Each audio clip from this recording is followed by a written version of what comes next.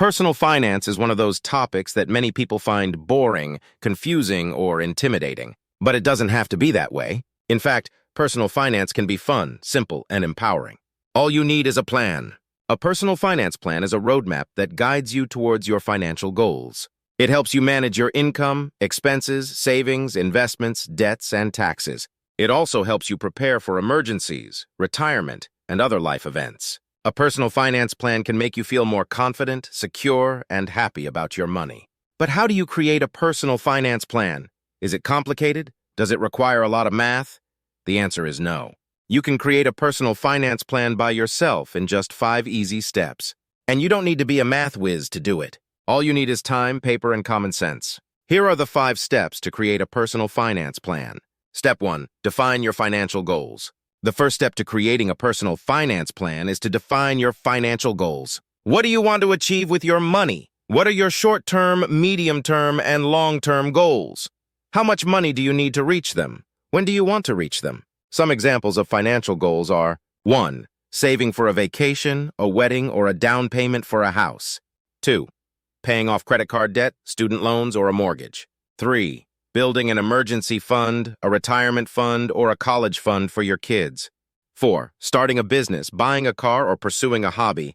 To define your financial goals, you can use the SMART criteria. SMART stands for specific, measurable, achievable, relevant, and time-bound. A SMART goal is clear, realistic, and trackable. For example, instead of saying, "I want to save money," you can say, "I want to save $10,000 for a vacation in Hawaii in 2 years."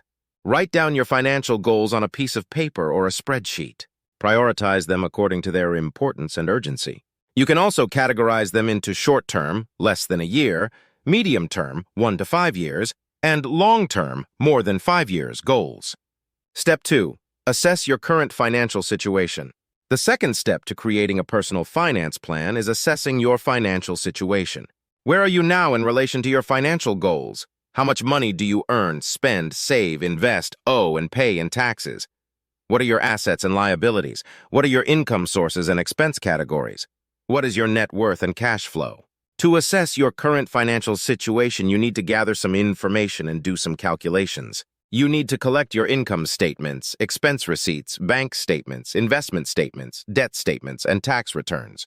You need to calculate your net worth, which is the difference between your assets and liabilities. You also need to calculate your cash flow, which is the difference between your income and expenses. You can use a budgeting app, a spreadsheet, or a pen and paper to record and analyze your financial data. You can also use online tools such as calculators, charts, and graphs to visualize and compare your numbers. The goal is to get a clear and accurate picture of your financial health and performance. Step 3. Identify your financial gaps and opportunities. The third step to creating a personal finance plan is to identify your financial gaps and opportunities. What are the areas where you need to improve or change your financial behavior? What are the areas where you can leverage or optimize your financial resources? How can you close the gap between your current and desired financial situation? How can you take advantage of the opportunities that arise in your financial journey? Some examples of financial gaps and opportunities are 1.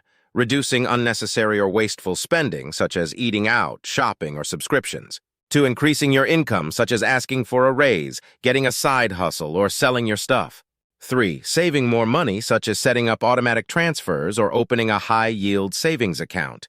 4. Investing more money, such as diversifying your portfolio or contributing to a retirement account.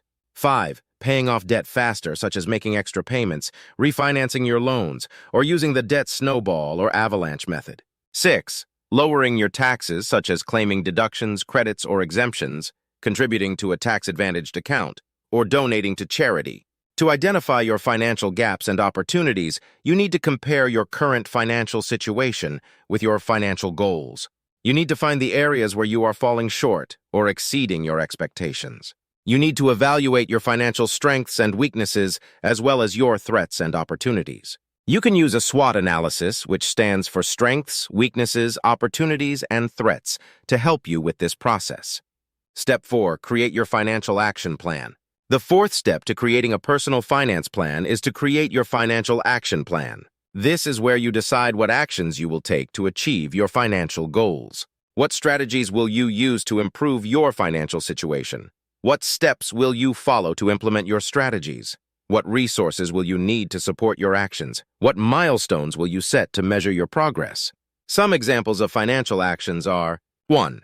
Creating and following a budget, a spending plan, or a cash envelope system. 2. Setting up and following a savings plan, an investment plan, or a debt repayment plan. 3. Seeking professional advice, such as from a financial planner, an accountant, or a lawyer. Educating yourself, such as by reading books, blogs, or podcasts, taking courses, or attending workshops. 5. Joining a community, such as a club or a forum. To create your financial action plan, you need to break down your financial goals into smaller and more manageable tasks. You need to assign a priority, a deadline, and a cost to each task. You need to allocate your time, money, and energy to each task. You need to create a schedule, a checklist, or a calendar to keep track of your tasks. You need to review and update your plan regularly to make sure it is working for you. Step 5. Monitor and evaluate your financial results. The fifth and final step to creating a personal finance plan is to monitor and evaluate your financial results. This is where you check if you are on track to achieve your financial goals. How are you doing with your financial actions? Are you meeting your milestones? Are you seeing positive changes in your financial situation?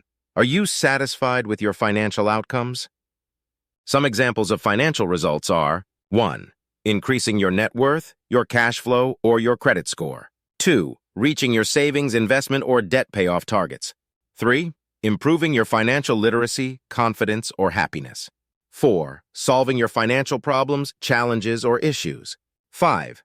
Celebrating your financial achievements, successes, or wins. To monitor and evaluate your financial results, you need to measure and compare your financial data. You need to use tools such as reports, statements, dashboards, or trackers to collect and display your financial information. You need to use metrics such as ratios, percentages, or scores to quantify and assess your financial performance. You need to use feedback such as surveys, testimonials, or reviews to gauge and improve your financial satisfaction. Creating a personal finance plan is not a one-time event, but a continuous process. You need to revisit and revise your plan periodically as your financial goals, situation, and preferences may change over time. You also need to be flexible and adaptable as your financial environment may present new challenges and opportunities along the way. The key is to stay focused, motivated, and committed to your financial plan, and to enjoy the journey as much as the destination.